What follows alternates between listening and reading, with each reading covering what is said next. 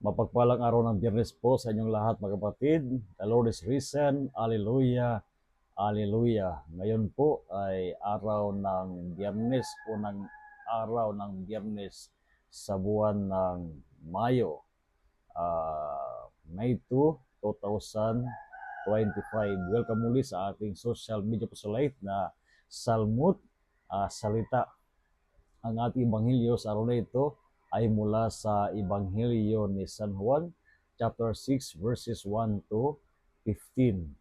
Ating matutunghayan mga kapatid sa ating Ebanghelyo ngayon, ang pagpaparami ni Jesus ng tinapay at ng isda upang pakainin ang mga tao na naroon kasama ni Jesus sa ilang na lugar.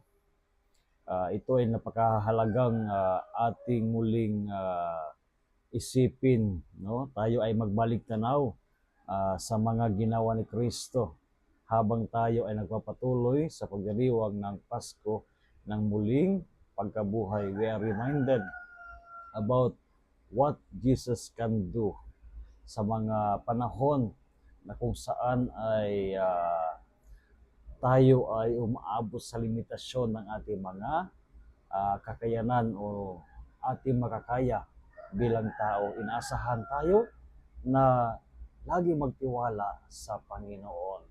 Kung tayo ay nagtitiwala lagi sa Panginoon, God can make a miracle through us. Sa panahon ng muling pagkabuhay, tayo ay patuloy na tumatanggap ng mga pagpapala ng Panginoon.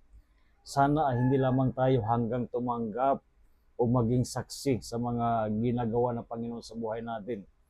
Pagkatapos natin maging saksi at tumanggap ng mga pagpapala ng Panginoon, sana ay dumating sa buhay na tayo naman ay maging daluyan ng mga pagpapala ng Panginoon, ng kabutihan ng Panginoon tungo sa ating kapwa. So again, a blessed day sa inyong lahat at may pagpalay kayo ng Panginoon sa araw na ito kasama ang inyong mga mahal sa buhay. At muli, inaasahan ko kayo na maging kabahagi ng ating apostoladong ito sa social media apostolate sa magitan ng inyong pag-invite ng inyong mga kaibigan na mag-follow sa ating Salmut Salita at magbahagi rin ng ating mga videos sa ating mga kaibigan sa larangan sa social media. So makaasa kayo mga kapatid sa aking mga padalangin para sa inyo at para sa inyong mga mahal sa buhay. So again, a blessed day sa inyong lahat at ingatan kayo lagi ng ating